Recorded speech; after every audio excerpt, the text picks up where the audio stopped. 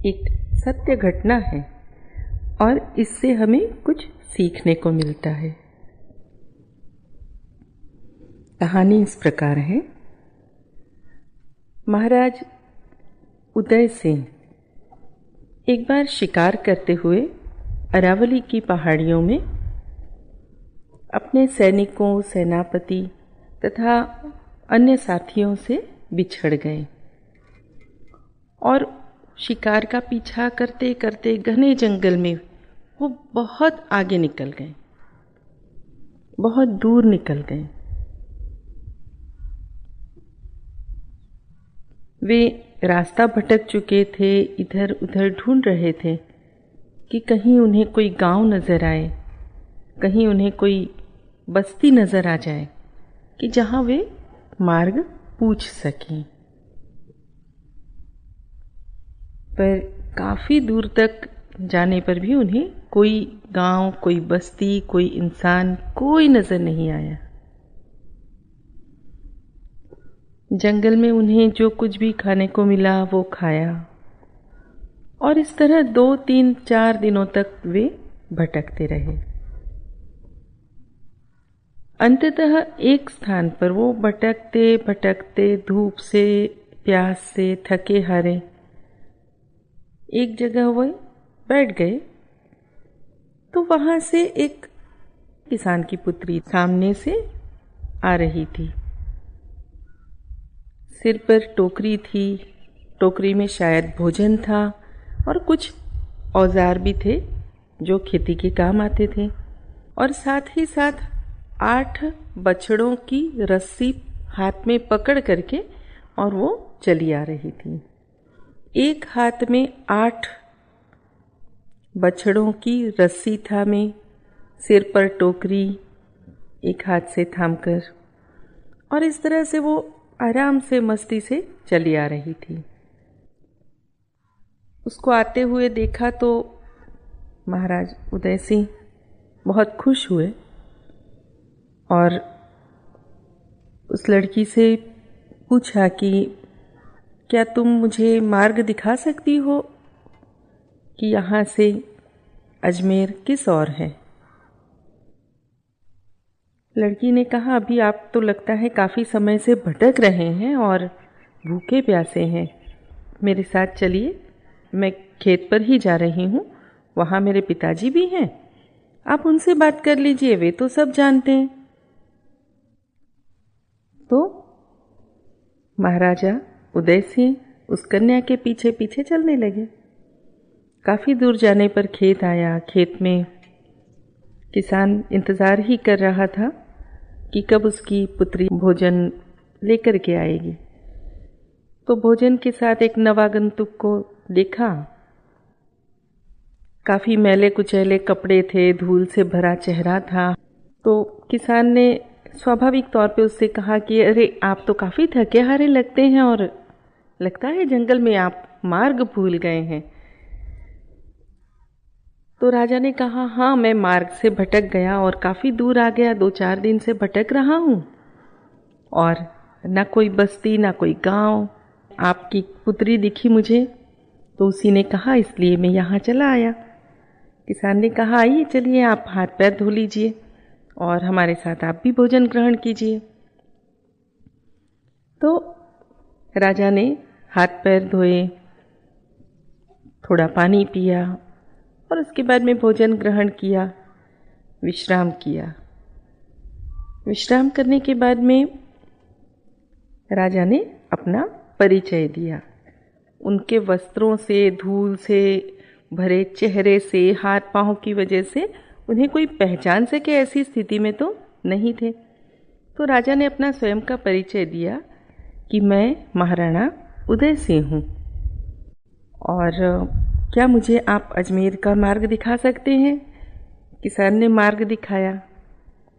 उसके बाद महाराणा ने उस किसान से उसकी पुत्री का हाथ मांगा। उसने कहा, मैं आपकी पुत्री से विवाह करना चाहता हूँ।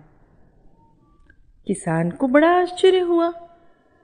मैं कहाँ, गरीब किसान, और आप तो इतने बड़े महाराणा हैं। तो भला एक महाराणा मेरी गरीब की पुत्री से कैसे विवाह कर सकता है?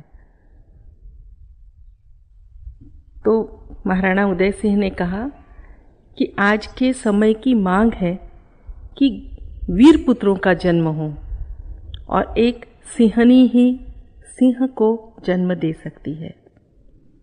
आपकी पुत्री जितनी तेजस्वी है, जितनी बलशाली है और जितनी साहसी है, उसे देखते हुए मुझे ऐसा लगता है कि इसमें महारानी बनने के सारे गुण मौजूद हैं। इसीलिए मैं इससे विवाह करना चाहता हूँ। तो क्या आप मुझे अपनी पुत्री कन्यादान में देंगे? किसान तो बहुत खुश हो गया, उसकी आंखों में आंसू भी आ गए और उसने सहर्ष हाँ कहा, और इस तरह से महाराणा उदय सिंह का विवाह उस किसान की पुत्री से हुआ। तो जिस प्रकार से एक किसान की पुत्री, भले ही वो गरीब घर की थी, किंतु वो साहसी थी, वह बलशाली थी, वह निर्भय थी, तेजस्विनी थी, तो ऐसी पुत्री ही तेजस्वी पुत्रों को जन्म दे सकती है। इस बात को समझते हुए महाराज उदय सिंह ने किसान की पुत्री से विवाह किया। ठीक इसी प्रकार से गुरुदेव भी सभी युवक युवतियों को आज के समय के जो आवश्यकता है उसके अनुसार माता पिता बन सकें, वैसी ही आत्माएं जन्म लें, योगी जन्म लें, आध्यात्मिक रूप से उच्च आत्माएं जन्म लें। इसलिए युवाओं को, युवतियों को गुरुदेव ने तैयार करने का एक जो बीड़ा उठाया है, अपने गुरुओं को जो वचन दिया है कि गुरुओं को जैसे माता पिता की आवश्यकता है, वे इस धरती पर जन्म लेना चाहते हैं, तो वे जैसे माता पिता चाहते हैं, जैसा परिवार चाहते हैं, उस परिवार की रचना की, उस परिवार की तैयारी की जिम्मेदारी गुरुदेव ने उठाई है। और वही इच्छा लेकर, वही गुरु कार्य लेकर गुरुदेव वर्षों से कार्य कर रहे हैं और काफ़ी हद तक उसमें सफल भी हुए हैं। तो ऐसे ही योगियों को, ऐसे ही सत्पुरुषों को, ऐसी ही सद आत्माओं को जन्म देने का कार्य हमारे युवक युवतियां विवाहबद्ध होकर परिणय सूत्र में बंध कर रहे हैं, करेंगे, और गुरुओं के गुरु अवश्य ही इस धरती पर जन्म लेंगे। तो हमारी भारतीय संस्कृति में इतना अच्छे से सारी बातों को गूथा है, हमारे जीवन शैली का एक तरीका बनाया, और इस तरीके में ही हमारी उन्नति का एक मार्ग छुपा है। हमारा बचपन और कुमारावस्था, यौवन, यहाँ तक का समय ब्रह्मचर्याश्रम कहा गया है। ब्रह्मचर्याश्रम अर्थात ज्ञान प्राप्ति का समय, ज्ञान प्राप्ति का समय जिसमें हम अपनी, आज के समय में हम स्कूल कॉलेज में जाकर विद्या ग्रहण करते हैं, और पुराने समय में गुरुओं के यहाँ भेजा जाता था, गुरुकुल में जाते थे बच्चे, गुरुकुल में विद्या ग्रहण करते थे। तो गुरुकुल में विद्या ग्रहण करते थे तो सबसे पहली बात कि किसी भी तरह की गलत भावनाएं, गलत विचार उनके मन में कभी पनपते ही नहीं थे, क्योंकि वहाँ का वातावरण ऐसा हुआ करता था कि उनका चित्त कहीं इधर उधर भटकता नहीं था।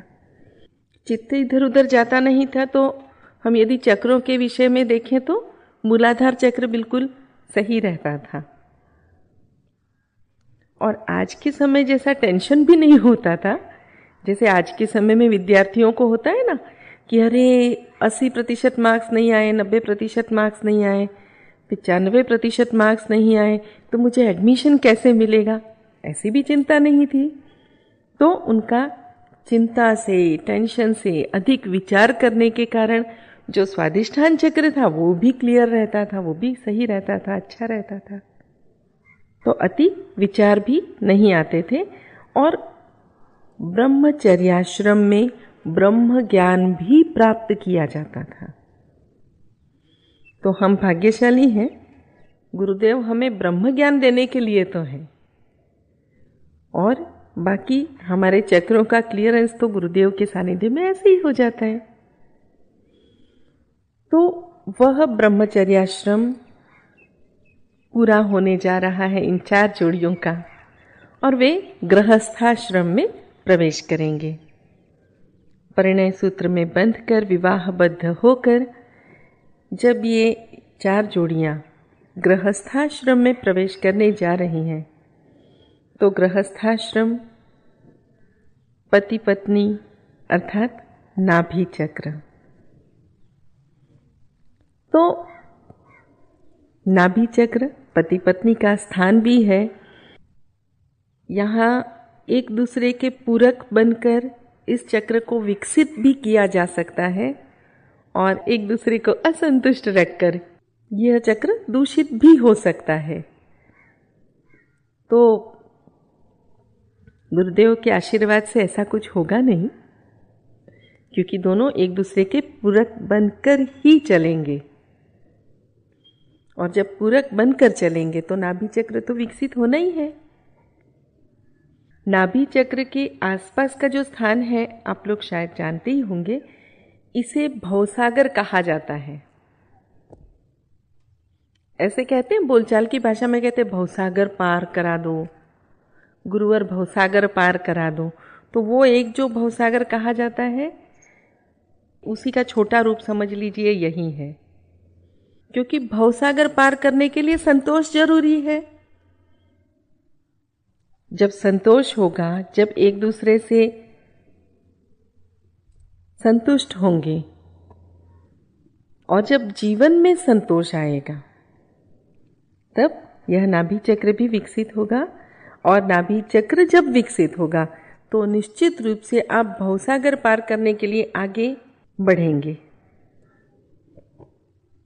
और जैसे आपका नाभि चक्र विकसित हो गया, आप आगे बढ़े, तो जीवन में भी आप देखिए कि पहले विष्णु और लक्ष्मी का रूप है आपका।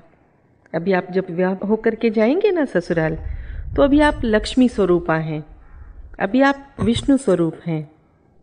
तो लक्ष्मी और विष्णु अर्थात प्रजा पालन का कार्य आप सभी जानते हैं ना, ब्रह्मा विष्णु और महेश तीनों की अलग अलग जिम्मेदारियां हैं। तो ब्रह्मा जी और सरस्वती जी की कृपा तो आप पर हो गई, आपने शिक्षा ग्रहण कर ली और ब्रह्म ज्ञान भी प्राप्त कर लिया।